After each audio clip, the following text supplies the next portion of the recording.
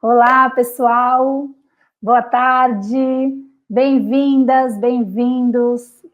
Quero agradecer todo mundo que viabilizou esse encontro de hoje, então os bastidores, o quanto foi importante, foi corrido. Agradecer todo mundo que está aqui, dedicou esse tempo para essa pauta fundamental para a sociedade e de responsabilidade de todo mundo. Bom, eu sou a Andrea, trabalho em Carlotas. Carlotas é uma empresa com propósito social que existe para olhar e cuidar das relações, e a gente faz isso a partir de 3 grandes pilares: empatia, diversidade e respeito.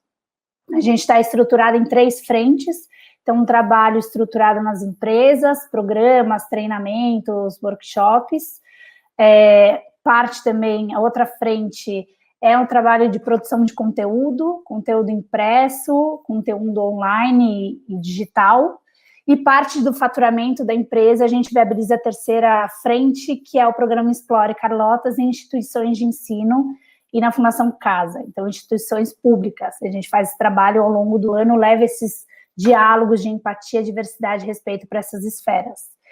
Bom, e o Perspectivas, para quem não esteve na edição passada, é um programa que nasceu fruto da parceria com o Instituto Templais, que está aqui com a Gabi, representada, uma das fundadoras, e ela vai falar daqui a pouco sobre isso, vai se apresentar. Mas o Perspectivas é um programa voltado a trazer pautas sociais urgentes, a ideia de ampliar essas discussões e não tornar simplista aquilo que é complexo, e principalmente implicar todo mundo no avanço dessas pautas. E hoje, especificamente, a gente dedicou edição especial sobre política, a gente já está à beira das eleições municipais, e a ideia é implicar todo mundo que está aqui hoje e que vocês façam isso com um círculo de convivência e de amigos de vocês, para a gente se olhar como sujeitos construtores da história e, portanto, responsáveis pela mudança e transformação que a gente quer ver, e para a gente também ampliar também o nosso entendimento sobre a política, para a gente se olhar no dia a dia como cidadãos políticos, né? E a ideia também é trazer para essa pauta a empatia como uma ferramenta estratégica para essa esfera política, para essa temática política, como uma estratégia também de conexão, sobretudo de respeito, de entendimento e de articulação. Acho que são pontos fundamentais para uma política democrática, né, que a gente tanto fala. E eu queria trazer, né, nesse espírito coletivo e comunitário da política, uma fala do Roman, que é o nosso papa da empatia em Carlotas, que ele traz a empatia como um exercício de achar a humanidade, a humanização compartilhada. Então, acho que esse é um ponto fundamental para a gente e que inspira a gente nessa transformação efetiva para todo mundo e não para alguns só, né? Não para poucos. E eu queria, antes de passar a palavra para a Gabi, eu queria só trazer alguns dados que eu pesquisei, acho que muito mais para embasar a fala de todo mundo e, no fim, trazer algumas provocações para a gente ir costurando ao longo da fala de todo mundo, dessa mesa rica. Gente, que eu estou, assim, apaixonada pelas nossas convidadas e pelo convidado. E, bom, vou trazer, então, esses dados e depois a gente costura, tá, Gabi? Deixa essa bucha com você depois. Bom, se a gente olhar para o cenário brasileiro, né, esse recorte político nas eleições, então a gente está falando que nós somos mais de 147 milhões de eleitores, então são 5.568 municípios, mais de 1 milhão de eleitores têm deficiência, têm alguma deficiência. As mulheres representam 52% de eleitoras, em detrimento dos homens, 47,5%. E se a gente olhar esse cenário, olhar para São Paulo, a cidade de São Paulo, a gente está falando de mais de 8 milhões de eleitores, sendo 150 mil eleitores com alguma deficiência, uma expressão ainda maior das mulheres, com 54,1% de representatividade dos votos e 45,8% dos homens. Se a gente ainda for recortar para as eleições de 2016 e olhar como esses números se expressaram, a gente está falando, pensando no Brasil como um todo, uma participação das mulheres eleitas de 31,9%, 68,2% de homens eleitos, né? Uma maioria esmagadora. 51,47% de pessoas eleitas brancas, mais da maioria. 39,11% de pessoas pardas, a gente tem um número bem baixo, 0,44% de amarelos, 0,34% indígenas. Então, as mulheres negras ainda representam um número menor, apenas 2% no Congresso Nacional, e são menos de 1% na Câmara dos Deputados e Deputadas. Eu não encontrei um dado sólido e que me desse segurança para trazer dessa expressão a representatividade de pessoas com deficiência. E aí, se a gente for recortar de novo, olhando para a cidade de São Paulo, como ela se comportou nas eleições de 2016, a gente está falando de um número de 19,3% de mulheres eleitas contra 80% de homens eleitos.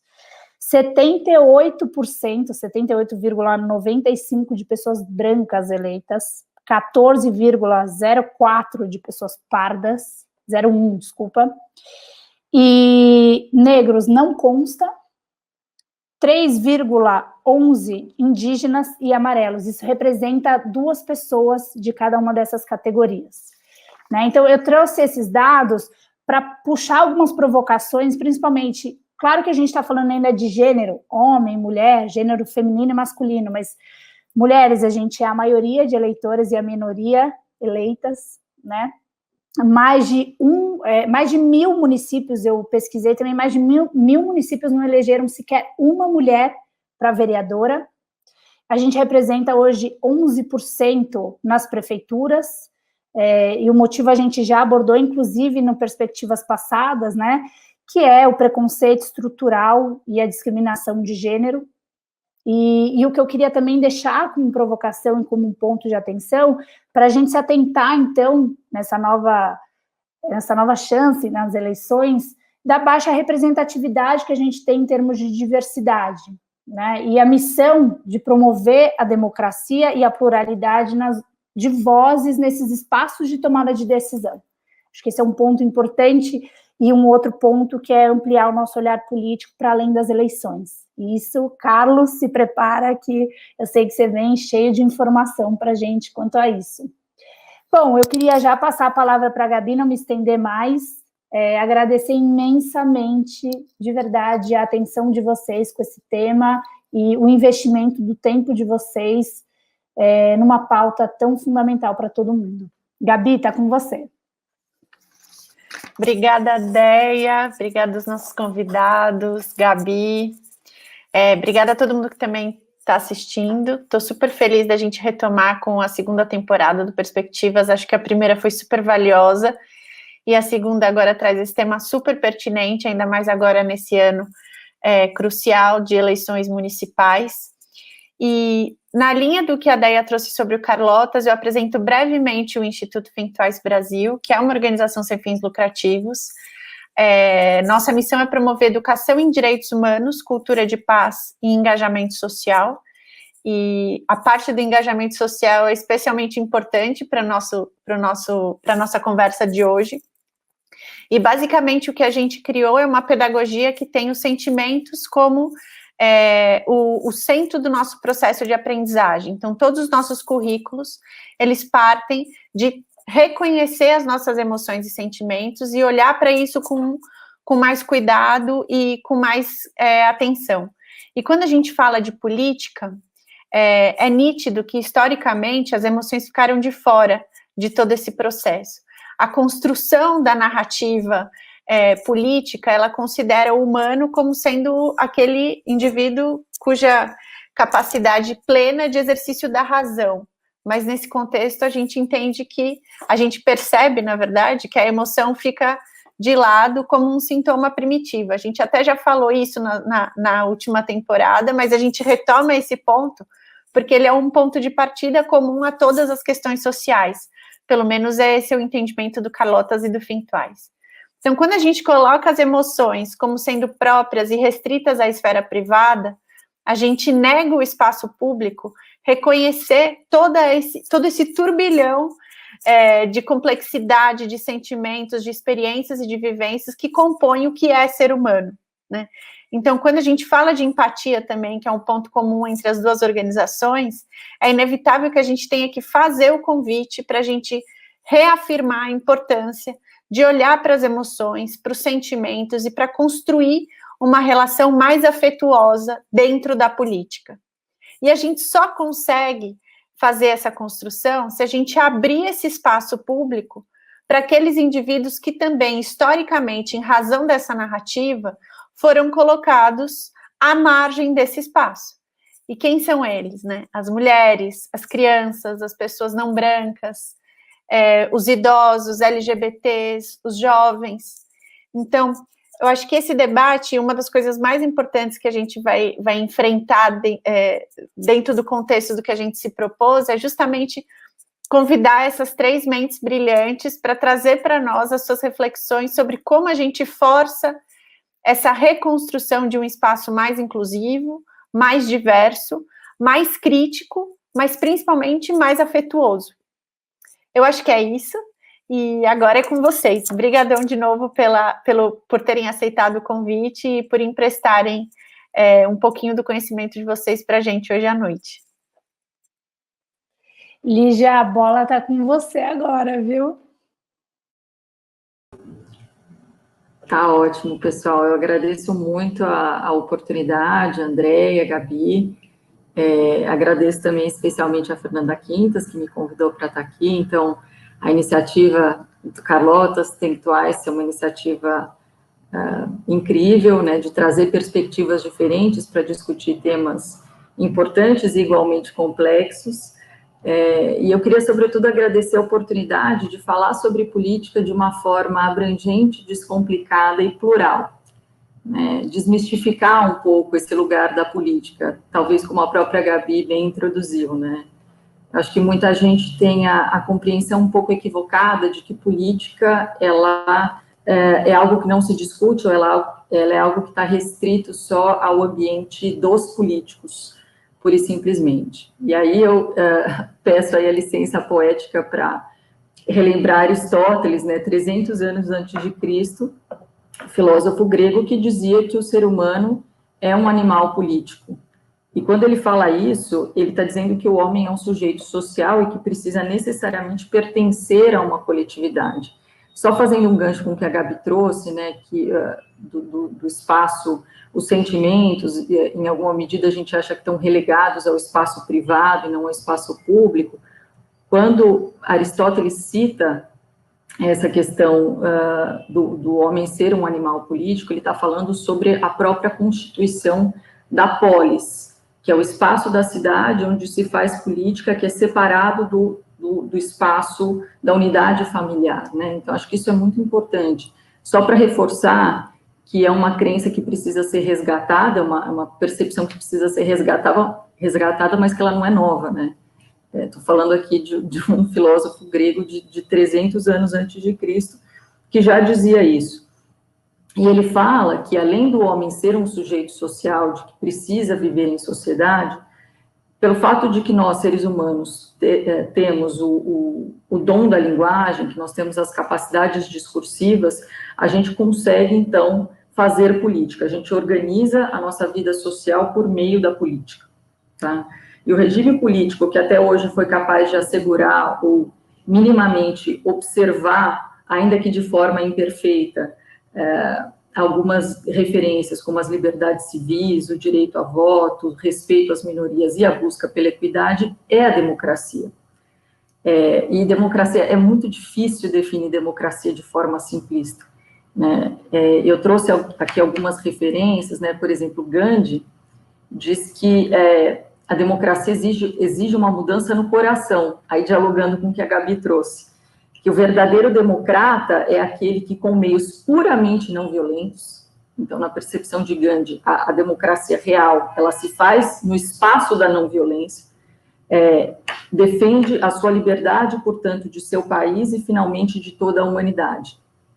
O cientista político Giovanni Sartori, de quem eu gosto muito, ele diz que aquilo que a democracia não pode ser separado daquilo que a democracia deveria ser.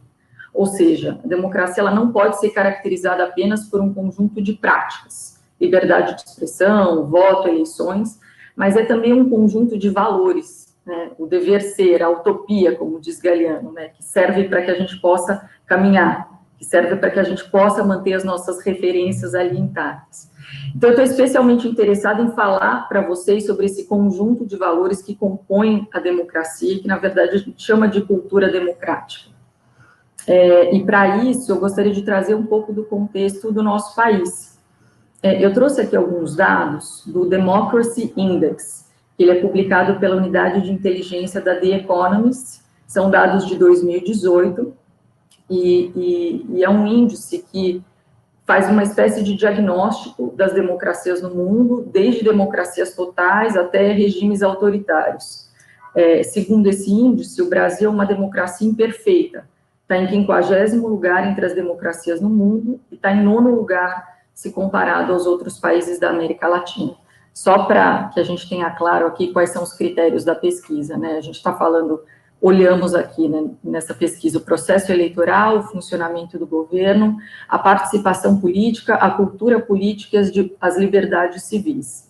E vejam só, a pior pontuação do Brasil foi no parâmetro de cultura política. A gente tirou nota 5.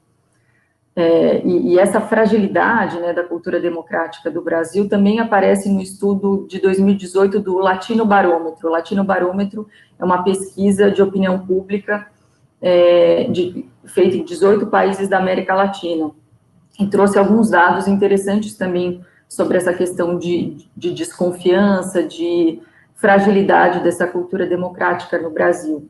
Somente 34% dos brasileiros preferem a democracia a qualquer outra forma de governo. Para os outros 40,5%, não faz diferença viver em um regime democrático de um regime não democrático. 66,5% não confiam nos partidos políticos do país. Agora, pasmo, pelo menos foi um dado que me chocou um pouco. 90% dos brasileiros acredita que os representantes atuam somente em benefício próprio ou de alguns poucos grupos poderosos. Ou seja, por que eu trouxe esses dados, né? Para a gente, talvez, traçar um diagnóstico aqui de que existe, sim, de fato, uma descrença no nosso sistema político, uma descrença na nossa democracia, que acaba resultando num menor engajamento. Acho que o Carlos pode falar depois melhor sobre isso, o que afeta negativamente o exercício da cidadania. E aí, gente, a gente se depara com um ciclo vicioso, que necessariamente precisa ser rompido, porque, vejam, não existe saída fora da política, não existe uma liderança única, um salvador da pátria que vai nos livrar de todos os nossos problemas, que vai eliminar todas as desigualdades. Isso não existe. Historicamente, a gente sabe que regimes autocráticos, unilaterais, foram regimes extremamente violentos, que obviamente não foram capazes de minimizar os sofrimentos do mundo, que não foram capazes de minimizar as desigualdades, enfim, a fome, a miséria. Então, não há saída fora da participação política, não existe transformação social sem participação. Os regimes autoritários não são uma solução.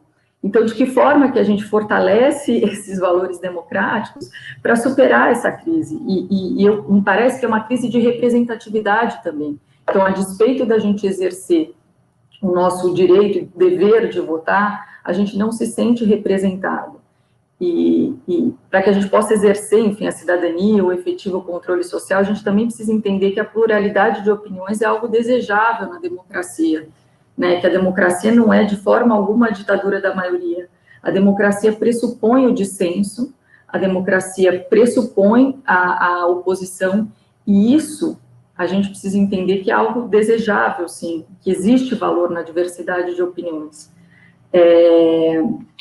E eu acho que uma forma da gente passar a assimilar esses valores para superar essa crise diz muito, quer dizer, uma das estratégias, né, é a educação política, e já fazendo um gancho com o que provavelmente a Paula vai trazer, né, porque cultura é algo que se transforma, cultura é uma construção social, é algo que se adquire, e por meio da educação política, a gente pode assimilar esses valores democráticos.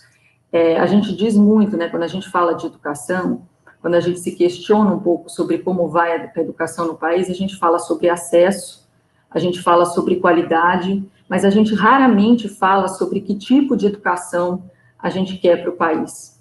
E quando eu faço essa provocação de que tipo de educação, eu estou falando muito sobre a gente superar esse modelo obsoleto, cognitivo, e falar sobre o trabalho com as competências socioemocionais de crianças, de jovens, e competências socioemocionais que abranjam esses valores democráticos, de valorização da alteridade, de valorização do diálogo como um caminho de superação de conflitos, de valorização da diversidade como algo desejável.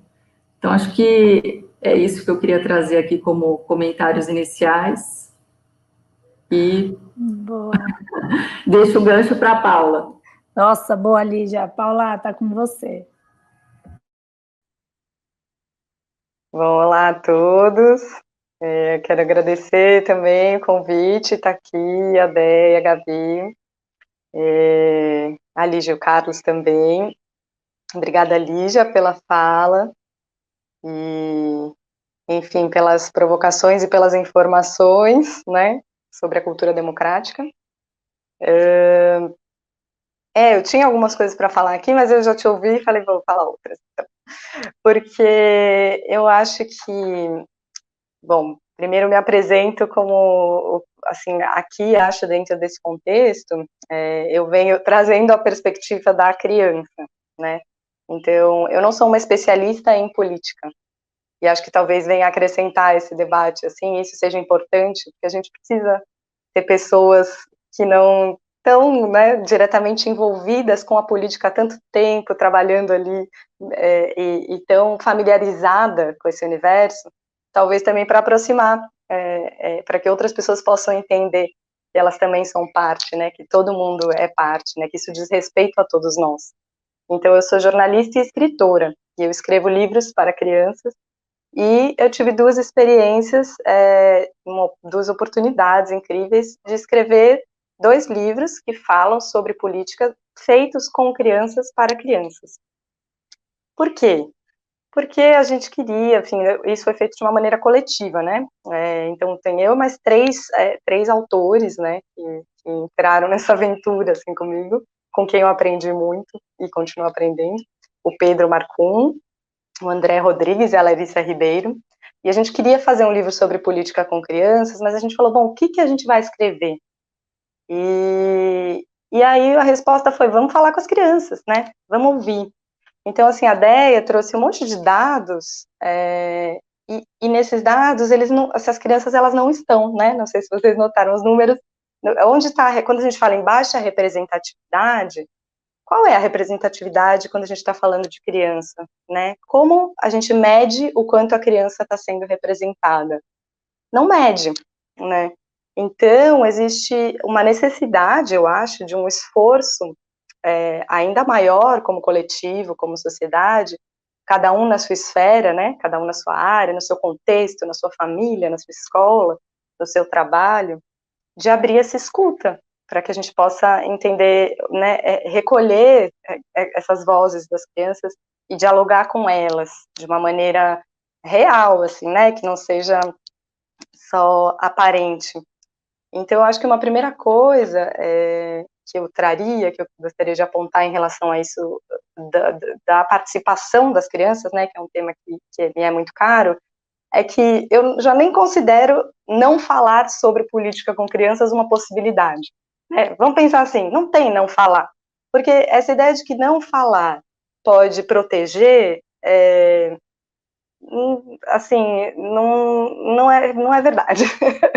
Claro que talvez outras pessoas possam trazer outro ponto de vista, né? Mas tem um livro bacana sobre isso, de um psiquiatra americano chamado Robert Coles. Ele escreveu um livro em 1986, se não me engano. E daí ele rodou o mundo conversando sobre política com crianças, né, e adolescentes, jovens. E bem na introdução, assim, desse livro, ele conta que ele tinha um paciente dele, que era um menino que, em vez de falar sobre as questões emocionais, assim, que ele tinha, os desafios e tal, ele queria falar sobre política. E daí o autor se pergunta no livro, mas esse menino, ele falava, né, ele entendia, ele conversava sobre política com os pais dele, né, e aí ele mesmo responde sim e não. Porque quando uma criança está num debate, quando ela está na mesa do jantar, ou não, ela ouve, aquilo vira repertório. E se a gente não fala sobre, vira repertório de uma maneira em que ela vai reproduzir conceitos pré-estabelecidos, em que ela vai misturar conceitos, em que ela vai criar e recriar em cima de algo que, na verdade, não foi esclarecido, ou ela vai só ser vai fazer reprodução de ideias, né? Então, assim, vamos partir do princípio de que, sim, a gente vai falar sobre isso, e não só sobre isso, porque aí, assim, nossa, mas vamos falar só de política, criança, um assunto tão sério, isso é parte, né? A criança, ela é um ser inteiro, integral, assim, e ela é também um ser político, né? Ali já trouxe Aristóteles, e, enfim, nem adulto, nem criança, nem mulher, nem escravo, ninguém votava, né, na Grécia Antiga, assim. Então, a gente tem problemas de representatividade também desde então, mas a gente é um ser político, né? Maravilhosa, sim. E então eu acho assim que existe uma invisibilidade, né? Isso eu contraria da criança histórica, em várias esferas de influência, entre elas essa de tomada de decisões, né? E bom, esclarecer também que o que eu estou entendendo por política, quando eu falo em política, é a gente entender por que o mundo é como é, e o que a gente pode fazer como a gente atua nele, para transformar ele, né? Então é uma coisa bem simples, e isso envolve o quê? Tomada de decisões em grupos, de forma cooperativa. Então, eu falo do time de futebol, eu falo dos vizinhos, eu falo da minha cidade, eu falo do meu país, eu falo do mundo, né? Tudo isso é decisão em grupo. Então, isso quer dizer, vai chegando mais perto da vida, né? Como que a gente aproxima da vida. E aí eu acho que foi a Gabi que trouxe, né, essa coisa de não sei se foi a ideia, na verdade, não sei, alguém falou no início, de não descomplexificar, né, a coisa. De não simplificar, Então, mas é que na verdade, tornar simplista uma conversa complexa, né? Mas entendi seu ponto.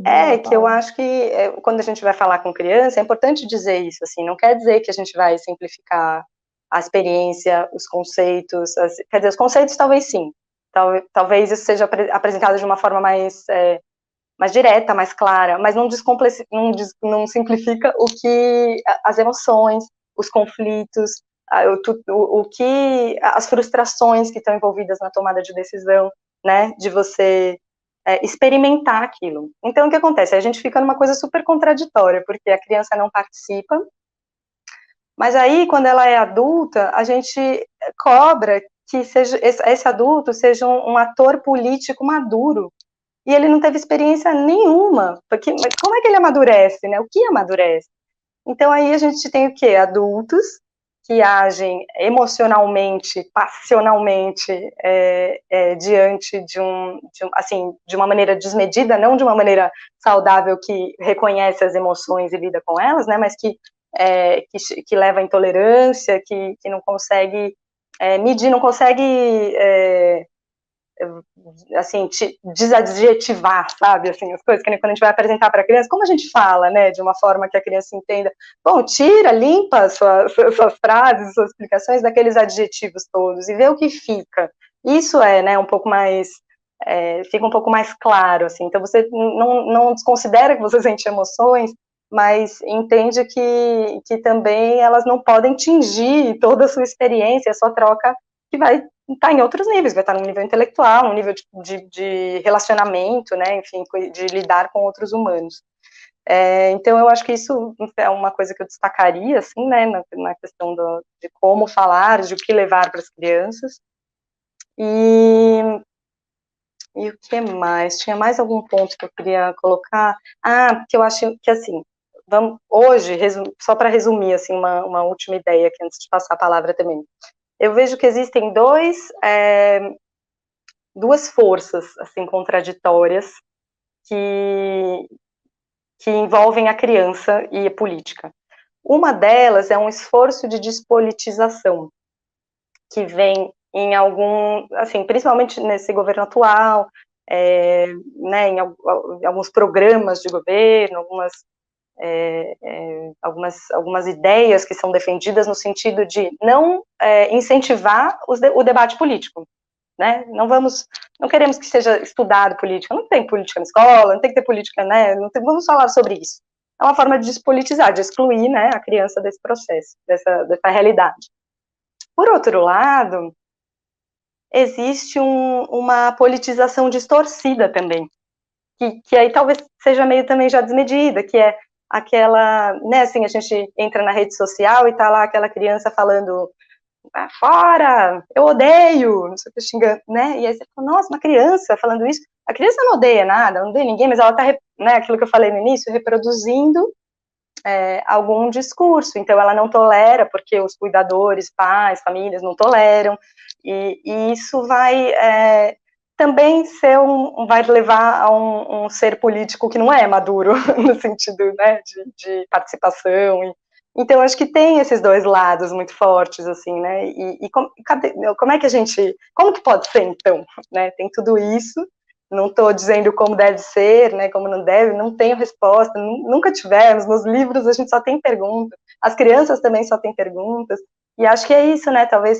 se a gente pudesse perguntar um pouquinho mais, perguntar para as crianças, né, como elas sentem, conversar sobre os processos, como eles funcionam, para isso ninguém precisa ser especialista, né, basta a gente estar aberto, né, para se ouvir, para ouvir o outro, para pesquisar, hoje tem um acesso muito grande à informação, então a gente pode pesquisar junto, né, tão legal descobrir junto, e se perguntar, né, como é que a gente pode, então, criar, né, isso que a Lígia trouxe, uma educação política, uma educação para a política, de uma forma real, né, de uma forma que contemple as crianças, contemple o que a gente vive e o mundo que a gente quer, né.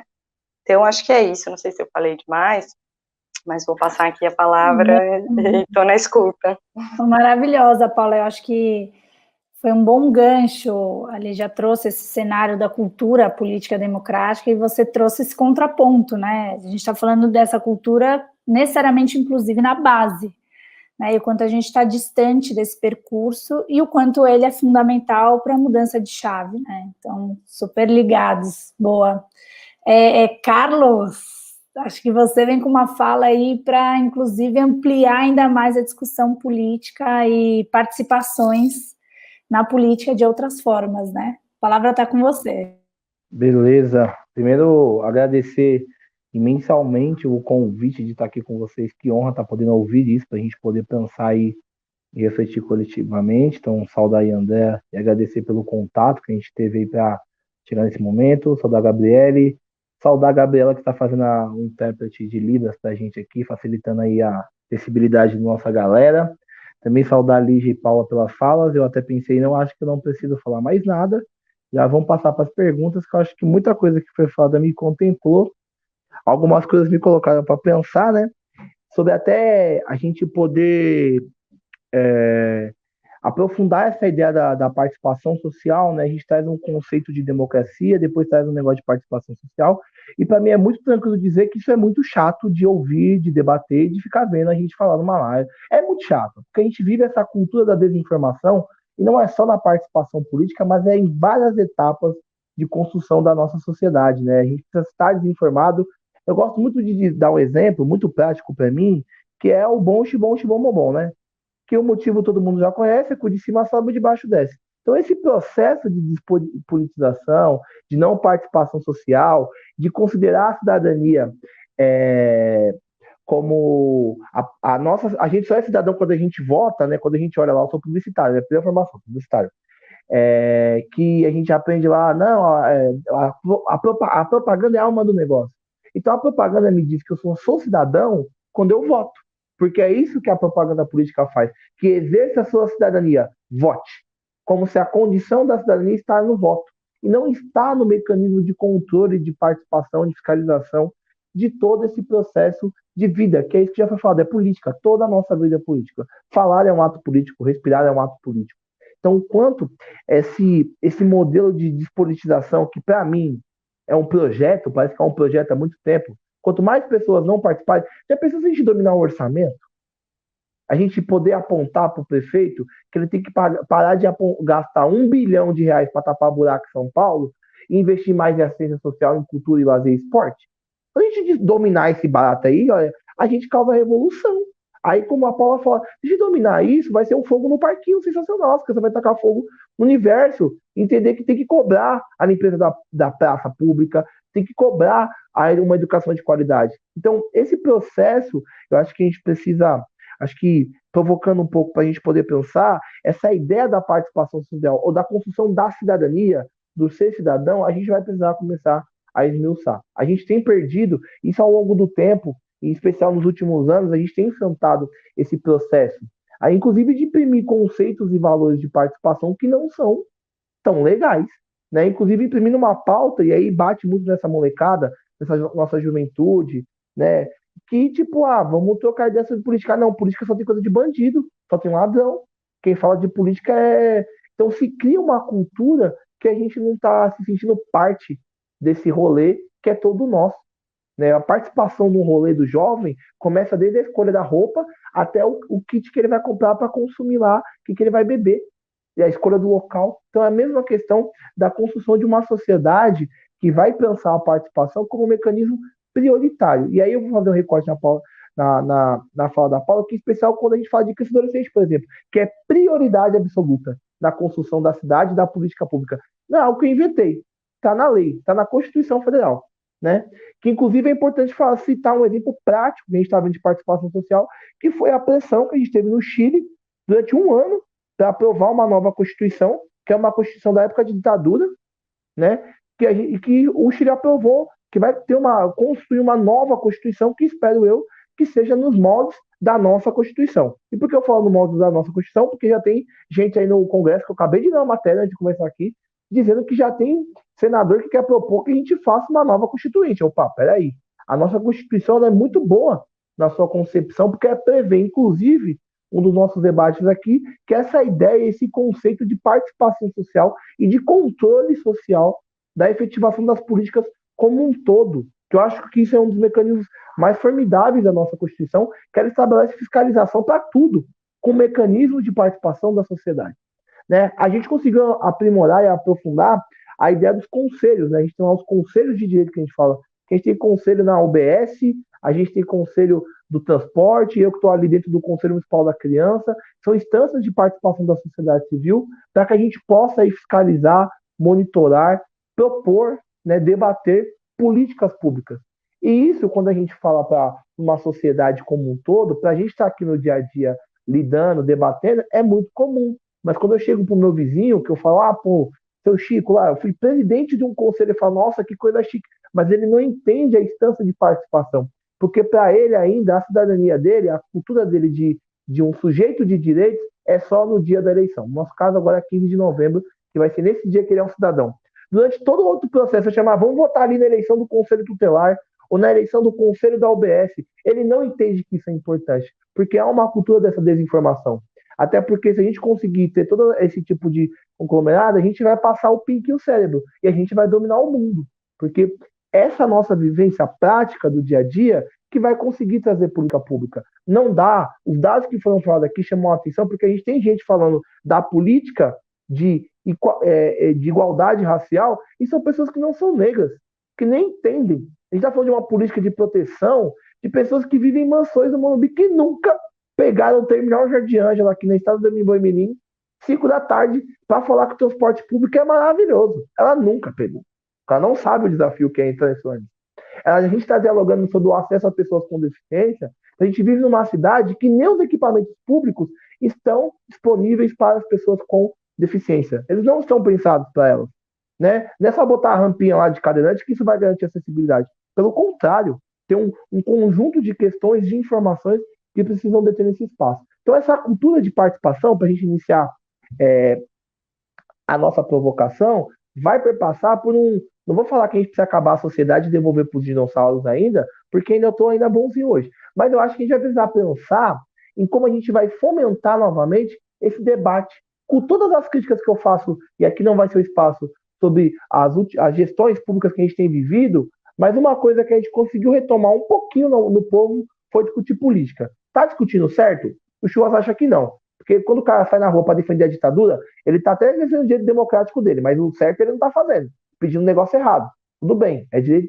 A gente precisa entender, mas a gente precisa fomentar nessa sociedade novamente esse espaço de participação, que não dá para ser na propaganda do TSE, eu faço a crítica mesmo, que é ser cidadão, vote, mas é num conceito diário, de fiscalizar. E o poder público, para encerrar, precisa também estar disponível. Não dá para fazer audiência pública, que é um espaço de participação da sociedade para debater um tema, 3 da tarde numa quarta-feira, porque até a gente aqui que trabalha no terceiro setor está trampando, está atendendo, está dando aula, então nem para nós é fácil. Imagina para a população que está pegando o busão, que está correndo para voltar do centro para pegar sua criança na creche, que está pensando em várias outras questões, está pensando em lidar com a fome, que é uma questão que vive na sociedade. Como é que eu vou dizer para esse cara? Vai lá na audiência pública do orçamento e vai entender aquele Excel gigantesco que ninguém entende nada, que eu nem sei se o técnico que está apresentando entende, né? Parece que ele não entende, se fizer uma pergunta fora do que está ali, ele não sabe te responder, vai para lá, participa. Ah, não, mas teve 10 pessoas. Isso representa, não representa. A gente vive uma sociedade,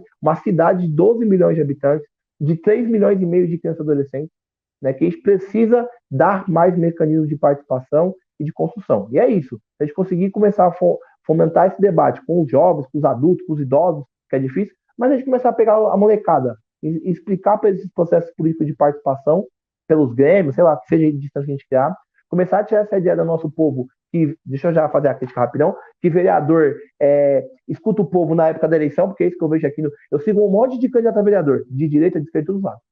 Fico vendo só para ver as postagens deles. Agora ele vem, não, tô aqui, saí de casa às 6 da manhã, voltei 11 da noite, porque eu estava ouvindo o povo. Peraí, parceiro, você ouve o povo só agora? 4 anos lá ganhando 20 pau por mês, você vai ouvir agora, num mês, pra você saber se você vai ter seu emprego ou não, né? Então a gente precisa cada vez mais desmistificar. Eu sempre tenho falado uma frase, né, que a gente pensa o conceito de participação e tem que estar além de alguém chegar aqui no meu bairro, igual aqui no meu bairro tem bastante, do cara que coloca a faixa e diz que o vereador faz isso ou aquilo. A gente precisa criar mecanismos maiores de participação e fomentar para a sociedade, provocá-los que eles têm que participar disso. Então, para a gente começar a pensar, é isso aí. Gente, começar não, eu encerraria já aplaudindo vocês, Carlos, maravilhoso.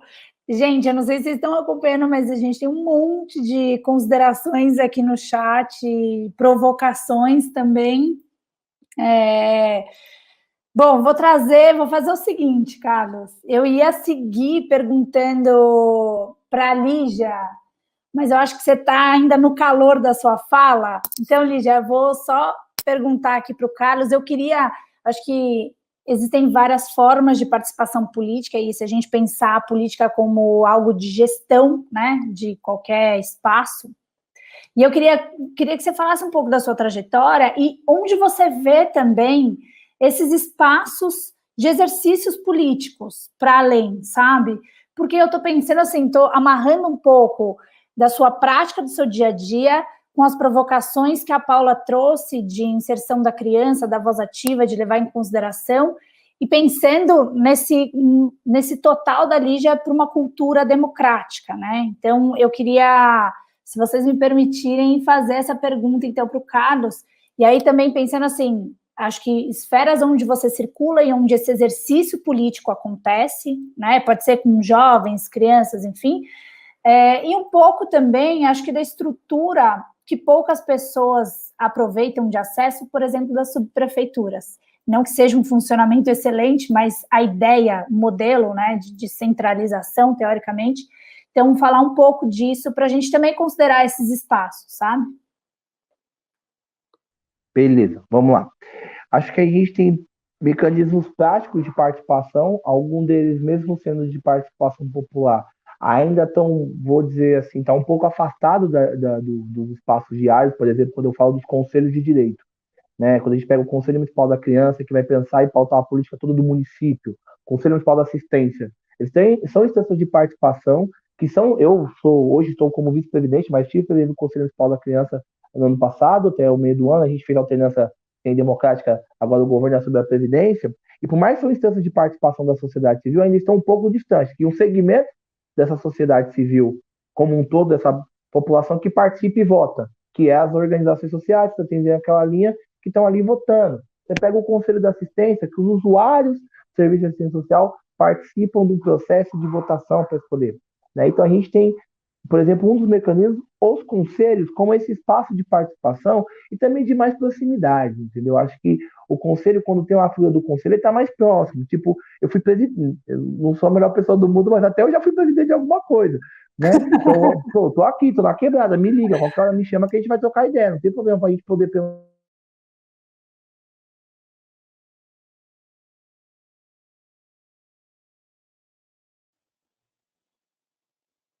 Ixi, eu acho que para mim travou. Poder também continuar pensando, acho que a gente tem mecanismos de participação ativa. Então, eu falei das audiências públicas, são espaços que o Poder Executivo ali e o Poder Público, o Legislativo, os vereadores lá e o prefeito, quem quer que seja deputado, vão chamar o povo para debater algum tema, né? E aí eu acho que vai bater na subprefeitura, que a gente está falando de São Paulo, né? Está falando da localidade da capital, que tem uma divisão administrativa gigante, mas se aplica a qualquer município, que qualquer debate, qualquer pauta, qualquer coisa tem que passar por audiência pública. Qualquer questão. Está na lei. Nem sempre eles fazem audiências públicas para debater os temas. Porque dá trabalho fazer audiência, porque dá trabalho ouvir a gente, que a gente vai lá pautar e falar que está errado. Eu falo muito do orçamento, porque é isso. Você gasta mais dinheiro tapando buraco do que abrindo escola. São Paulo gasta mais dinheiro construindo cadeia do que melhorando a qualidade da educação. Então, tem um negócio errado nessa discussão. Então, a gente precisa enfrentar esse debate. A gente também vai ter os modelos que são as conferências, que são eventos periódicos que acontecem, né, conferências de direito, sobre vários temas. A gente tem conferência de tudo no Brasil, vários temas, que acontecem em vários, a cada periodicamente, normalmente de a cada 2, 3 ou 4 anos, para debater temáticas específicas. Então, a gente vai de conferência, a gente vai conferir, né, como o termo fala, a política pública daquele segmento. Vou dar onde eu inclusive eu falo que da onde eu nasci nesse negócio de participação, que foi numa conferência de direitos humanos de criança e adolescente, que foi uma conferência específica para criança e adolescente, para a gente poder debater a mesma coisa que o adulto debateu, só mudou o método de me explicar aquilo. Então, também é um espaço de participação social que acaba acontecendo. Na capital aqui é muito difícil a comunicação disso, mas no interior eu vejo, pelo menos, tem um relato de algumas pessoas que falam que acabam conseguindo atingir maior participação da sociedade pela dinâmica de comunicação do município. E aí a gente tem um mecanismo importante criado, que são as subprefeituras. Hoje, o formato da subprefeitura, ou como a gente chama prefeituras regionais, né, isso não é uma questão só de São Paulo, alguns municípios do interior já têm essa divisão administrativa local, teria um papel de aponta.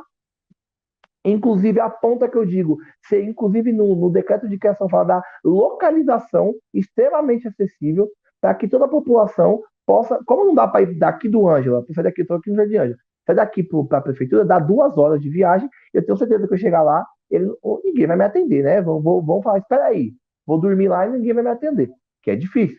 Mas a subprefeitura tem esse canal local para poder atender as demandas do território. Né? E atender as demandas é desde a zeladoria, que é tapar o buraco, tirar o mato, até articular políticas públicas de habitação, de saúde, de assistência, de educação. Hoje, o formato delas acaba sendo só zeladoria. Quer tapar o buraco? Vai na sub, que alguém lá pode até te resolver. Mas elas precisariam, a gente precisa fomentar que esses espaços sejam esses espaços da ponta. Não dá para um prefeito como uma cidade como São Paulo, sozinho, dar conta de todos os problemas. Pode ter a boa vontade que for, mas ele não dá conta. Então, as subprefeituras, com seus 32 subprefeitos, que é a nossa divisão de São Paulo, poderiam ser esse canal também que a gente precisa aprofundar, para fazer as audiências públicas no território, por mais que os territórios, o cara que mora em Marcilac, para ele chegar na sub de Parelheiros também, é longe pra caramba, porque o território é grande, né? Mas dá para a gente poder diminuir e encurtar as distâncias para ser mais participativo. Então, se o cara está na sub, ele conhece o território, porque o subprefeito conhece aquela quebrada ali, ele vai, vamos fazer o seguinte, vamos pegar aquela igreja ali, grandona, que tem ali perto da avenida, lá no fundão do bairro, vamos fazer audiência lá. Vamos levar a ação para lá. Vamos já é um espaço comum, né? Isso. Já é um espaço da comunidade, inclusive. De convivência, que tem que ser um espaço de convivência. Para a democracia participativa, a democracia dá certo, pelo menos eu enxergo, eu acho que ali já pode até discorrer melhor sobre isso, tem mais chamado que eu, que para a democracia dar certo, a gente precisa ser um espaço de convivência diária, igual a igreja é, igual o time de futebol é, igual a escola é, com todas as críticas da escola, é um espaço de convivência, igual a minha rua é um espaço de convivência para mim. Então, acho que a gente precisa traduzir isso para o dia a dia. Então, mais ou menos, era isso para a gente poder pensar. Boa, Carlos. Acho que um espaço também, eu já fiz parte, acho bem relevante, são os fóruns sociais. Aqui em São Paulo existem esses espaços também por zona, né? Eu participei do Fórum da Zona Sul, são espaços de fortalecimento, inclusive, desse tema, de fortalecimento comunitário, de otimização de recursos nas representatividades. Então, olhar esse desafio da cidade tão grande como essa, e mesmo a gente fazer um recorte por bairros que ainda tem suas complexidades, acho que esses fóruns também ajudam muito a potencializar a força do discurso e da militância nesses espaços públicos, né? Focar. E eu sei que você participa também, por isso que eu trouxe essa fala dos fóruns. Boa. Paulinha, emendando aqui, chegou uma pergunta sobre crianças são cada vez mais treinadas para a passividade. Então, triste, né? A empatia torna-se uma utopia quando as escolhas da sociedade são pelo lucro e preço. Então, a democracia pressupõe respeito mútuo, outra utopia, dentro de um sistema voltado para o lucro. Então, assim, diante de tantas forças, e acho que alguns pontos que regem uma sociedade, sobretudo capitalista, diga aí algumas inspirações para introduzir o tema político no dia a dia das crianças, apesar de qualquer espaço de partilha é um treino de política, né? É um espaço para treinar essa democracia, ou para a gente ter cada vez mais tangibilizar a democracia como uma cultura. Mas eu queria que você falasse um pouco de outras inspirações. A gente tem bastante professoras aqui hoje, e eu acho que é uma boa inspiração para elas, e eu sei que elas são super dedicadas a levar essas pautas, estão aqui nesse horário, inclusive, para se inspirar e para conseguir levar isso, e digo com todo amor pelo exercício delas e pela relação que a gente tem, porque em Carlotas a gente trabalha essas competências socioemocionais nas escolas, principalmente para essa perspectiva de fortalecer essas crianças como construtoras das suas histórias e responsáveis por essas transformações. Mas eu queria ouvir de vocês, se você também quiser falar um pouco do livro, Paulinha, seu espaço. Tá, eu vi que alguém perguntou o nome dos livros, né? Os livros eles chamam Quem Manda Aqui e Eleição dos Bichos. E dá para baixar eles e a gente, enfim, disponibilizou na internet, quem precisar baixar, imprimir, mudar, são livros abertos para serem feitos e refeitos quantas vezes for necessário, né? Essa é a ideia deles. Sim, existem muitas maneiras, eu acho, né? Como o Carlos traz, né? No dia a dia, na prática, a gente alimentar, nutrir esse exercício e tocar e trazer esse tema. E aí, trazendo o Carlos também, eu acho que os conselhos dentro das escolas são uma realidade que eu conheci que funcionam muito bem, que, assim, podem ter resultados incríveis. As crianças, elas estão muito abertas, curiosas e dispostas a dar o seu ponto de vista, né, a compartilhar como elas gostariam que o espaço fosse organizado, por exemplo. Eu conheci uma escola em especial, essa é de São Paulo, né, eu estou em Florianópolis, mas eu fiz esse trabalho, parte dele em São Paulo, e aí eu conheci uma experiência bacana de uma escola que era na Zona Oeste, na Lapa, em que as crianças, elas participavam de tudo, assim, então, dos brinquedos que iam, a localização e quais brinquedos que chegavam por doação no espaço da escola, como é que eles iam ficar dispostos. Então, se a casinha de boneca, a diretora contou um episódio, assim, que eu me lembro, que ela falou que ela tinha uma casinha de boneca no pátio, era um pátio grande, e daí eles ganharam uma outra de doação. E ela pensou, bom, vou pôr do outro lado do pátio, porque, né, tem uma ali, vou pôr outra lá. Só que o conselho disse, não, a gente quer a casinha do lado uma da outra, para brincar de vizinho. Então eles colocavam um do outro na janela e se conversavam, né, de brincar de vizinho, estendia varal entre uma e outra. Então você, né, a experiência de comunidade estava ali e elas tinham uma posição sobre isso. Veja, isso é um exercício político muito interessante, né, e talvez, eu estou dando um exemplo aqui, porque às vezes a gente só precisa ampliar o olhar para entender que isso já está. Imagino que essas professoras que, né, que estão aqui, essas educadoras e os educadores de uma maneira geral, já têm isso, né, já trazem isso de muitas formas, e talvez não reconheçam. Então, a gente fez, os trabalhos que a gente fazia nas escolas, por exemplo, eram muito simples, eles trabalhavam com... a gente começava às vezes perguntando, a gente trabalha muito o tema da cidade, que é algo que, enfim, nos interessava, e também a realidade da criança, a sua rua, o seu bairro, né, então a cidade.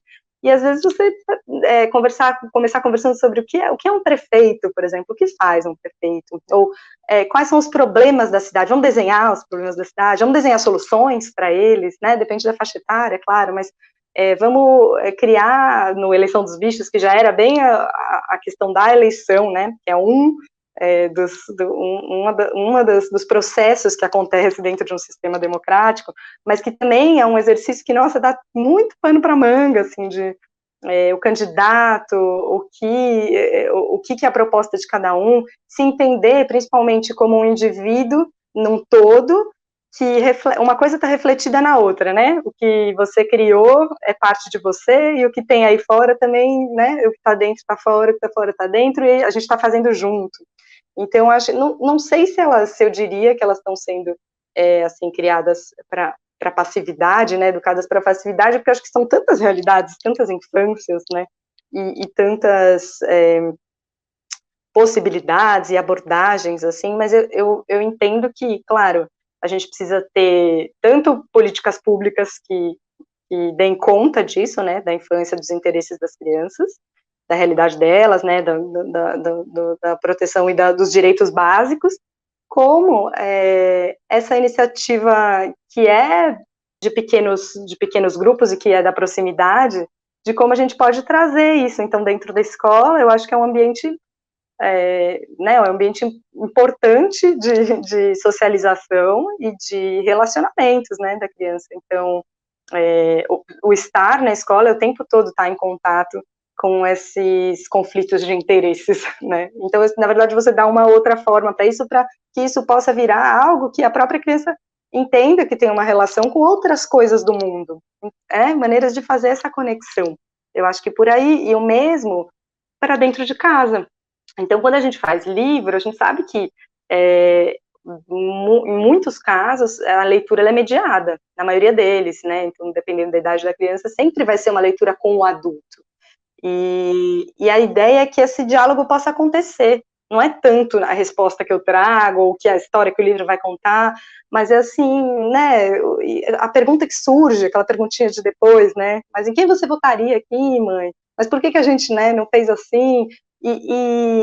Ou questionar, né, tem, por exemplo, alguns casos que a gente ouviu, assim, acho que foi na última eleição isso, de que a criança não podia entrar para votar junto com os, né, porque não deveria, você deve entrar sozinho ali para votar, tal, para digitar na urna, e a criança é louca para entrar e não pode. Daí, né, gera debate também, mas a criança que não pode, daí o pai vai lá contestar, e aí, nossa, isso é tema, isso é pauta, isso vira debate, né, aonde vai levar, como, eu acho, aí a gente também não sabe, mas é um convite, então abrir, assim, ficar mais poroso para essa ideia de que tudo isso é política, e olhar também para, assim, a gente falou aqui algumas vezes em que como vem essa palavra política, vem com uma carga muito, com uma resistência muito grande, né, porque a gente não quer falar sobre política hoje, porque é isso, você não tem, você entende que isso tem a ver com algo negativo, com corrupção, com gente que não está interessado só nos próprios, né, em si mesmo, que não está aberto para um coletivo, então talvez assim, bom, isso já tem, E se a gente trouxer o contraponto, né? Então, cadê essas pessoas que que trazem isso de uma forma positiva? Vamos começar daí? Porque vai continuar tendo, né, tudo aquilo, mas é isso assim, estamos falando de formar uma massa crítica disponível e a compreender que não é essa chatice, né? Inclusive com criança a gente faz isso brincando, gente, isso tudo é brincadeira. Eu não sento na frente de uma criança e falo, né, vou debater política, a gente vai brincar, a gente vai ser animais, a gente vai representar, e isso vai gerar uma série de elementos para um repertório que vai se transformando em um repertório emocional, que vai se transformando em um repertório intelectual, que vai se transformando em um repertório político também, né, como parte. Então, acho que são essas as coisas que eu pensei, a forma de estimular, né. Eu estimulei essa pergunta, Paula, e a Gabi estava comigo no outro Perspectivas, porque, principalmente com os professores e professores aqui, é tão importante a gente nomear algumas coisas, né? E no Perspectivas passado, a gente falou de violência de gênero, e quando a Nathalie, a promotora, nomeou algumas etapas do ciclo de violência, ficou muito claro e ajudou muitas mulheres a nomearem as situações que elas estavam, né? Então, quando você olha para o espaço da escola, e a gente fala isso muito nas nossas oficinas, qualquer espaço de interação comunitária, de tomada de decisão coletiva, de mediação dos conflitos existentes na própria sala de aula, em qualquer ambiente, a gente está exercendo a política, né? Está exercendo essa cidadania e esse senso. Acho que era mais para a gente nomear e para que eles reconheçam que isso já existe, né? Isso está, inclusive, intrínseco no próprio espaço coletivo da escola, né? Que é um espaço, é uma mini comunidade ali se organizando e existindo. Perfeito. Boa. Gabi, quer completar alguma coisa ou posso soltar a bomba para a Lígia aqui, que chegou? Bom, Lígia, acho que essa se segura. Chegou uma pergunta aqui. As desigualdades gigantescas pedem ações igualmente desiguais na política? Uma pergunta. Acho que tem muito a ver de equidade aqui e igualdade, né? Era exatamente isso que eu ia comentar, né? Que, na verdade, não são ações desiguais, né? De acordo com o princípio da equidade, que é um dos valores democráticos, a gente precisa tratar, assim, os diferentes. Na busca por equidade, a gente precisa fazer esses recortes.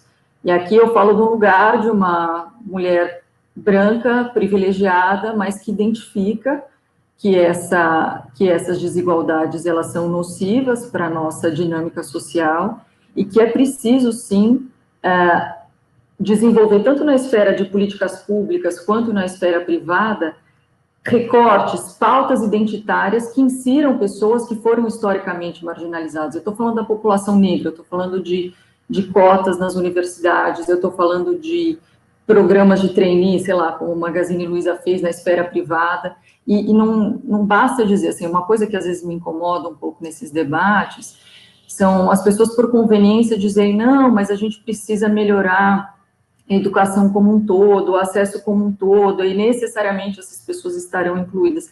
Não basta, não há o que esperar, porque, na verdade, essas ações, elas demandam a correção de erros históricos, e elas precisam ser para ontem.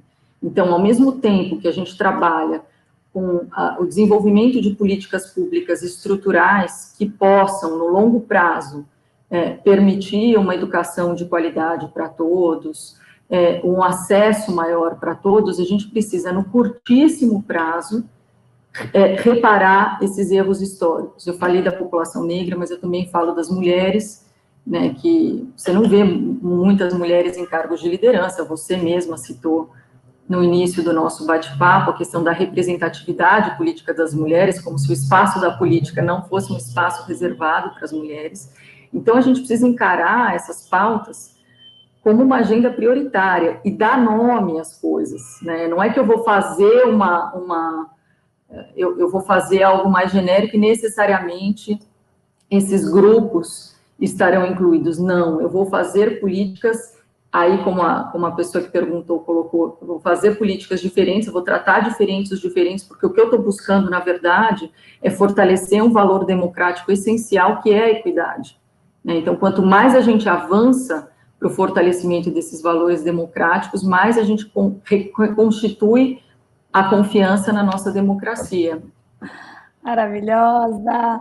Vou emendar então, hein? Ô, Gabi, você vai me freando aqui, que a gente vai nas perguntas que estão chegando, e eu acho que eu estou buscando bem essas costuras, né? Então, acho que emendando até, quando você traz essa perspectiva de cultura democrática, e você já citou o espaço, por exemplo, das mulheres no meio empresarial, e eu tenho um dado, porque a gente trabalha muito com isso dentro das empresas, de mulheres, a gente está falando de uma representatividade de 13% em cargos de liderança, né? Lembrando da população, maioria mulheres, e os dados, inclusive, de mulheres que têm mais escolaridade que os homens atualmente, a gente mudou essa chave, então, assim, torna mais inconsistente ainda essa cultura, né?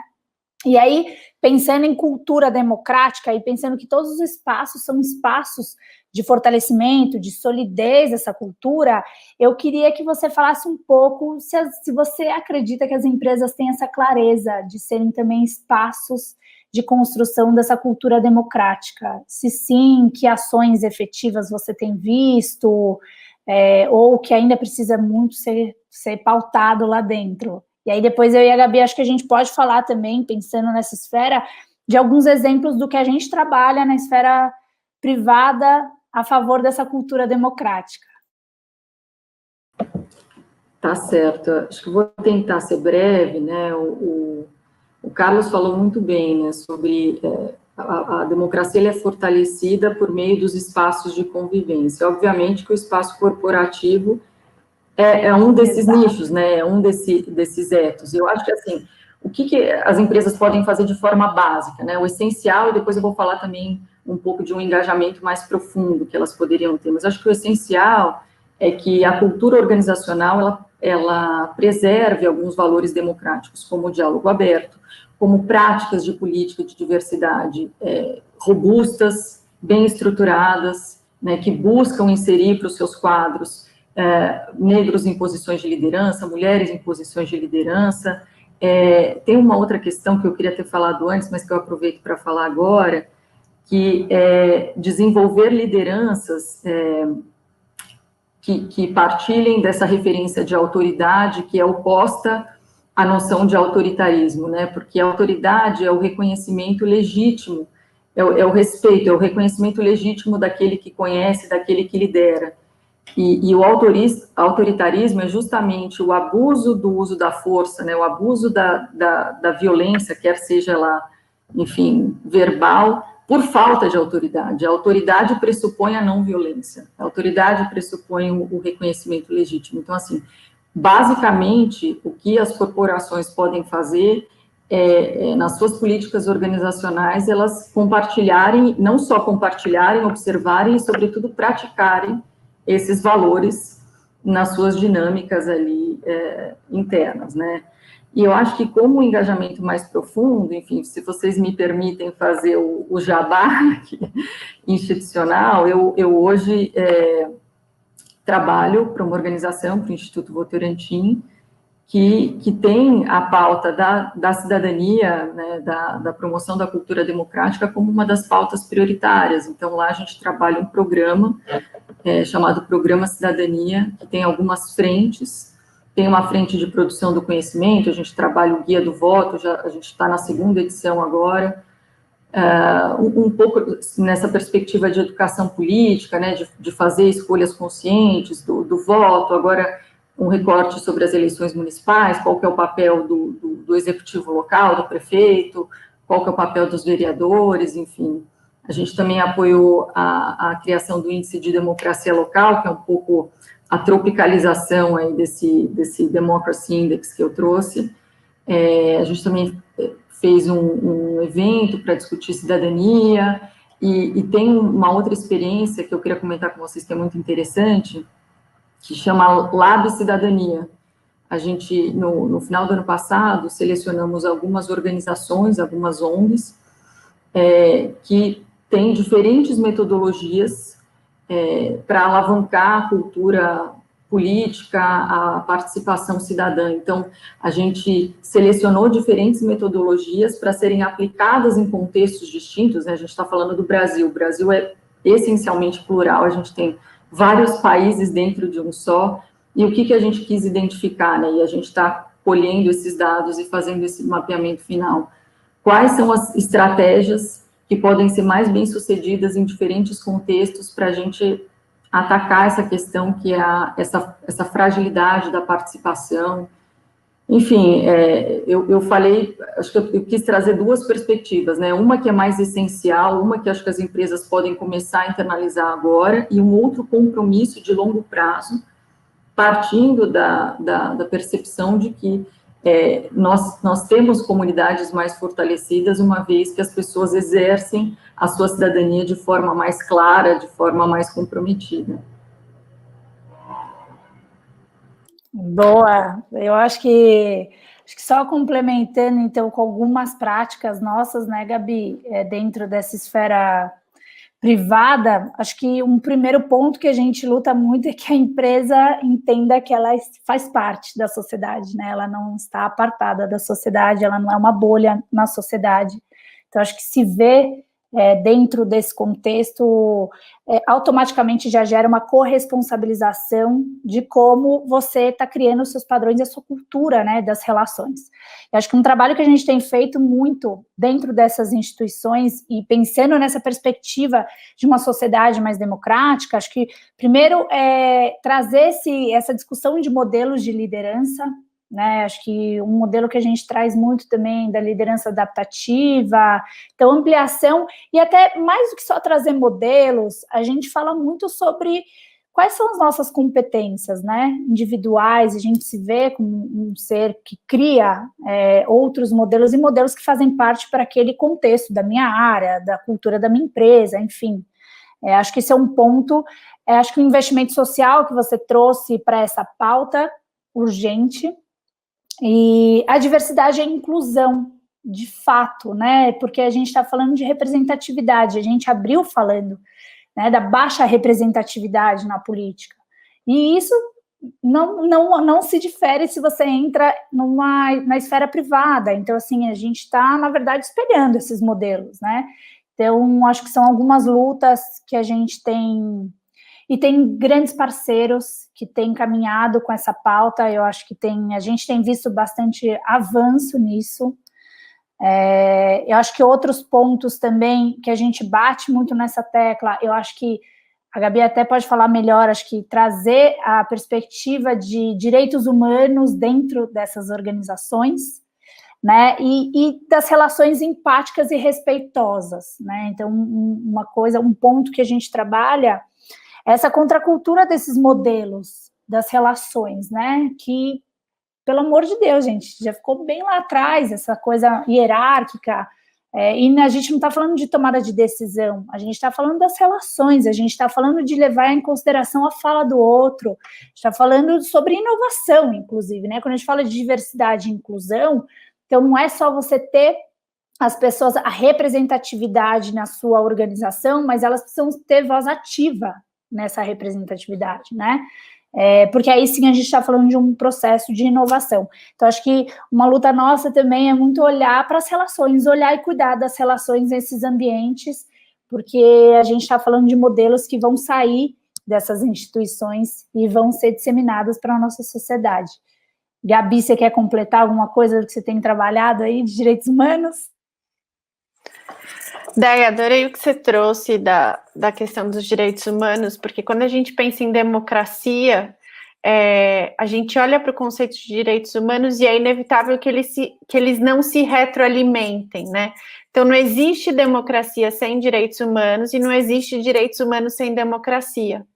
Então, basicamente, são dois conceitos que deveriam, pelo menos, caminhar juntos. A questão é que, como a Lígia trouxe aqueles dados super assustadores, eu também vou contribuir com dois outros que também continuam me assustando, que foi uma pesquisa da Ipsos em 2018, que sinalizou que no Brasil, 66% das pessoas acham que quem mais se beneficia dos direitos humanos são os bandidos. E, além disso, 45% desses entrevistados, que também foram pessoas pelo Brasil todo, gostariam de saber mais do que se tratam os direitos humanos. Então, acho que isso notadamente demonstra como a gente é ignorante no sentido de não conhecer, de não acessar qual que é o conteúdo básico sobre essas temáticas, né? E acho que, pegando esse gancho e olhando também para as organizações do setor privado, eu queria trazer uma reflexão da importância dessas organizações, dessas grandes empresas, principalmente essas que o nome delas está na nossa boca e a gente decora a musiquinha, sabe o slogan, essas que têm um poder de influência tremendo, delas sustentarem políticas internas que estejam de acordo com os direitos humanos, que viabilizem uma democracia real. E isso tem ficado muito na minha cabeça, porque vocês sabem, talvez o pessoal que está assistindo não, mas eu sou uma mãe recém-nascida. Meu filho tem 2 meses, isso sempre foi uma questão, tratar dos direitos das crianças e do adolescente sempre foi uma questão, mas agora está cada vez mais latente. Por quê? Porque eu tenho pensado muito sobre o que eu denomino a política da ciência da vida, né? Como as nossas crianças nascem e qual que é o ambiente em que elas inicialmente se desenvolvem. E isso tem tudo a ver com o nosso mercado de trabalho e da forma como as organizações conduzem essas relações de trabalho. Então, como a gente espera que as nossas crianças e os nossos jovens sejam engajados e sejam maduros politicamente, se a gente não tem possibilidades reais de sustentar uma infância saudável, né? Se as mães e se os pais não têm políticas organizacionais que permitam que eles tenham usufruam de tempo de qualidade com seus filhos, né? Se os salários ou se a remuneração não é adequada para que eles possibilitem a essas crianças um lazer seguro, uma educação de qualidade, né? Olhando para a esfera pública, se as nossas políticas de educação não dão atenção para nada além do que o alfabetizar, que a gente sabe muito bem que um ler e um escrever é muito no Brasil que a gente mora, mas ainda é muito pouco perto do que a gente precisaria para formar cidadãos verdadeiramente engajados, né? Então, eu penso muito nessa ciência da política da vida, de como todos os assuntos que permeiam a nossa vivência são políticos e deveriam ser articulados. E aí, acho que só para fechar a nossa fala, lembrando do perspectivas anterior, quando a gente fala de violência doméstica, eu vou trazer de novo esse dado, mas a gente tem estudos, centenas deles, que comprovam a transmissão intergeracional da violência. Então, é mais do que comprovado de que as crianças e os jovens que vivenciam ou testemunham violência urbana ou doméstica, eles têm um potencial enorme de se tornarem ou violadores ou possíveis vítimas de violência. E o que isso indica? Que a doença que a nossa sociedade vive, que está também totalmente relacionada às desigualdades de oportunidade que a gente experimenta aqui, elas estão relacionadas a essa impossibilidade de se sustentar uma saúde dentro da família, que é o núcleo inicial onde essas crianças crescem. Então, para a gente olhar para esse início de vida com mais afeto e com mais cuidado, a gente precisa de representações, não só na política e no espaço público, mas também no setor privado, porque são justamente essas representações diversas que vão introduzir essas pautas com seriedade. Do contrário, a gente vai continuar enxugando o gelo. Boa, Gabi. Boa. Olhar de forma integral, né? Somos seres integrais e tudo, as coisas são simultâneas, elas não são departamentalizadas, né? Bom, acho que a gente pode ir direcionando para as considerações finais. Eu já quero fazer só minha fala de agradecimento, principalmente Gabi Cardoso, de Libras, porque eu sei que a gente fala rápido, desculpa qualquer coisa, mas super obrigada pela sua parceria sempre no Perspectivas. E eu queria, assim, na fala final de vocês, só trazer uma pequena provocaçãozinha, que hoje a gente corre contra também as fake news, né? Então, quando a gente abre esses espaços de fala, e por isso que eu queria que vocês trouxessem também algumas dicas de sites ou textos, enfim, alguns polos de informação que as pessoas pudessem recorrer e que a gente consiga enfraquecer esses pontos de fake news. E aí as considerações finais, e Gabi, deixo com você então o fechamento, tá bom, gente?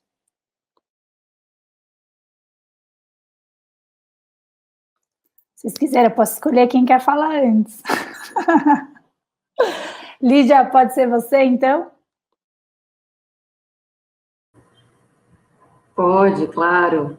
Acho que eu vou começar, para não ficar muito exaustiva a fala, você falou sobre dicas, né, de portais, de referências que as pessoas podem ter sobre essa questão de política, democracia, enfim. Tem um portal muito interessante, acho que é o maior portal de educação política do país, que chama Politize. Eles têm conteúdos muito didáticos, uma linguagem muito acessível, textos curtos, vídeos, diferentes formatos, então eu acho que é uma referência interessante. E tem uma iniciativa, tipo um spin-off dentro do próprio Politize, que é o Despolarize, que eles, enfim, eles dão dicas sobre como construir pontes, né, sobre como superar as divergências políticas e superar essa polarização por meio do diálogo, né, lembrando que, assim, obviamente que o exercício da tolerância, ele é essencial, eu cheguei a falar, né, que a democracia, ela necessariamente prevê o dissenso, ela prevê a discordância, ela prevê a oposição, e a gente tem que normalizar isso, a gente tem que entender isso como algo saudável. O que a gente não pode tolerar é a anulação do outro, né, tudo que fere a alteridade, tudo que, enfim, o limite da tolerância é a anulação do outro, é a opressão do outro, e isso é uma coisa que não se pode tolerar. Acho que é a mesma coisa quando a gente fala sobre assédio, né, qual que é o limite entre o assédio e o elogio? O limite é o constrangimento do outro. Então, acho que é isso. E, enfim, como considerações finais, assim, se é que eu já posso fazer, eu queria agradecer profundamente essa oportunidade, assim, eu aprendi muito com vocês todos, com o Carlos, com a Paula, a Andréia, a Gabi, foi muito bacana, foi muito interessante essa troca.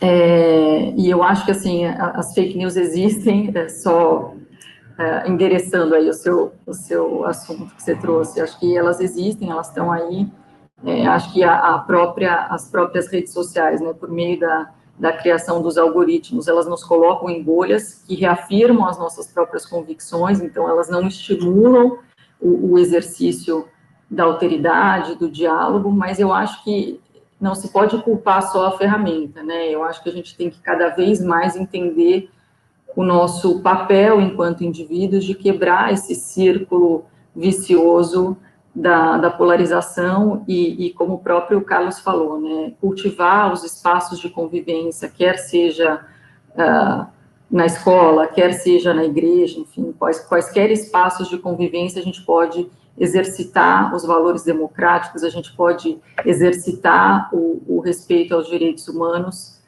o fazer político é inerente ao ser humano, então vamos desmistificar isso sem simplificar, e é isso. Muito obrigada pela oportunidade. Maravilhosa, obrigadíssima, Lígia. Carlos, vamos com você então para as considerações finais? Ótimo. Primeiro eu tenho só também que agradecer o convite dessa tarde e noite maravilhosa, de tanta aprendizagem com Lígia, com Paula e com todos vocês aqui. Eu acho que aqui a gente já está fazendo um mecanismo de combater fake news, que a gente está discutindo política de forma acessível, com informações, isso também é um mecanismo aqui de combater as fake news. Eu sempre falo para a gente, quando eu falo, como é que a gente faz para não. Minha mãe gosta de uma fake news, coitada, fica no WhatsApp, coisa de recebendo aquele monte de mensagem, né? Então, como a gente faz para ver, não ficar clicando no botãozinho leia lá e é um vídeo? Presta atenção sempre na fonte, o site, né? Eu sempre falo, pessoal, olha o site, que o negócio tá, meu. Tá lá, nós odiamos o partido tal. Aí você vai lá e clica, fulano roubou não sei quantos milhões. Pô, não dá para ter muita credibilidade numa matéria de um site como esse. Então, sempre tomar cuidado com o tipo de informação, o site, o link, né? Eu acho que é isso. Acho que os canais, hoje a gente tem vários sites, a gente tem até aquele fato fake, eu gosto muito daquelas matérias também, do fato fake, dá uma ajudinha pra gente poder mostrar pra galera algumas questões, então acho que a galera precisa estar atento nisso, para de ficar vendo 10 linhas do Twitter, achar que aquilo já clica na matéria, né? Outra coisa que eu acho que dá fake news é o cara não lê só o tema e já acha que ele já leu a matéria toda. Clica na matéria, pelo menos, lê o negócio todo, pra depois você construir um argumento, né? Porque senão, pô, amiguinho, ajuda nós também, né? Para poder a gente combater. Além de sempre tomar cuidado com aquilo que a gente ouve, né? A gente precisa ouvir mais e falar menos. Então, a gente ouve primeiro, busca informação, depois a gente fala sobre isso. Então, agradecer vocês, que honra estar aqui mais uma vez, aprendi muito. Espero que a gente possa aí ter novos momentos para a gente ter mais perspectivas como essa aqui. Uma proposta do programa é saudar vocês aí pelo excelente trabalho. E quando precisar, a gente está junto aí. Parabéns aí. E é isso. Obrigadão, pessoal. Maravilhoso, Carlos. Obrigada de coração. Paulinha, você? Bom, vou agradecer também, então, muito, muito bom estar aqui, a gente poder dialogar, né? Então, Carlos, Guija, Deia, Carol também, Deia, Carol, desculpa, Deia, Gabi. E Gabi, a última fala me contemplou muito, gostei muito de te ouvir também falando.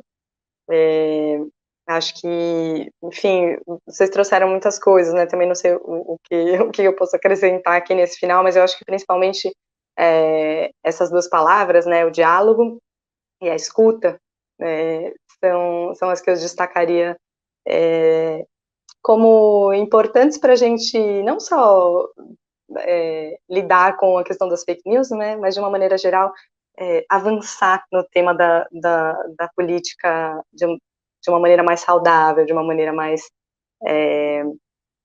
madura, né, já que a gente falou nisso, assim, e acho que de indicação, não sei, né, no universo eu leio os livros, são os livros infantis, então, além de Quem Manda Aqui, Eleição dos Bichos, fiz o jabá também, né, Lígia? Mas tem alguns livros que eu gosto, assim, que falam... Tem um livro de uma escritora portuguesa chamada Catarina Sobral, que não é sobre política, mas que se chama A Greve do Ponto, que eu acho muito legal para trabalhar esse tema, que é essa questão da greve e tal. E tem alguns livros também da editora Boitempo, de um selo que é o Boitatá, que tem, enfim, ele explica a democracia explicada para crianças, a ditadura explicada para crianças. Na verdade, é uma série dos anos 70 espanhola, se não me engano, daí eles reeditaram agora. Então começa a surgir, eu percebo que de 2015, que foi quando a gente publicou o primeiro para cá, já tem uma mudança muito grande, assim, desse debate envolvendo crianças, né, nas redes sociais também, pais, leitores, educadores interessados, e eu vejo isso de uma maneira muito positiva, assim, né, então acho que a tendência é que a gente tenha cada vez mais e melhores publicações que tragam esse tema. Então é isso, deixo meu super obrigada, estou aqui sempre disponível para esse tipo de diálogo, para esse tipo de troca, acho que é muito prazeroso e acho que a gente poderia ficar falando aqui, né, e ouvindo, né, o quanto a gente aprende, quanta coisa vem, assim, então é isso. Boa, Paulinha, assim, vocês foram de prontidão, assim, aceitaram o convite e para a gente foi muito especial, realmente só existiu essa perspectiva por causa de vocês e a gente sabia que ia ser muito rico, né, Gabi? Enfim, então eu estendo meu agradecimento de verdade a cada um de vocês, a cada uma de vocês. Gabi, com você agora, viu? Obrigada, Deia. Eu também só agradeço vocês. Eu acho que essa 1h30 que a gente teve aqui é a prova de que dá para a gente discutir política com respeito e com profundidade, mesmo em tão pouco tempo, e com responsabilidade, né, que eu acho que é um dos elementos mais importantes no momento que a gente está atravessando. Então, agradeço muito vocês, agradeço todo mundo que mandou seus comentários e perguntas, a gente fica super feliz de ver quando tem uma galera online participando ativamente. Agradeço a Carlinha, que está atrás aí das câmeras, ajudando a gente no backstage, Fabi, Fê Quintas e Gabi Cardoso, pelo seu trabalho profundamente relevante e fundamental. E espero que a gente siga com o nosso debate em outros espaços. Contem com Carlotas, contem com Fintuais.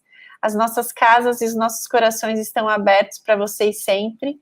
E a gente espera que tenha sempre mais, né, Deia? E, Gabi, você, especialmente, filhote novinho, se disponibilizou assim para participar e só fala, a gente insistiu tanto porque ela é fundamental, assim, ela é maravilhosa e a gente ficou muito feliz.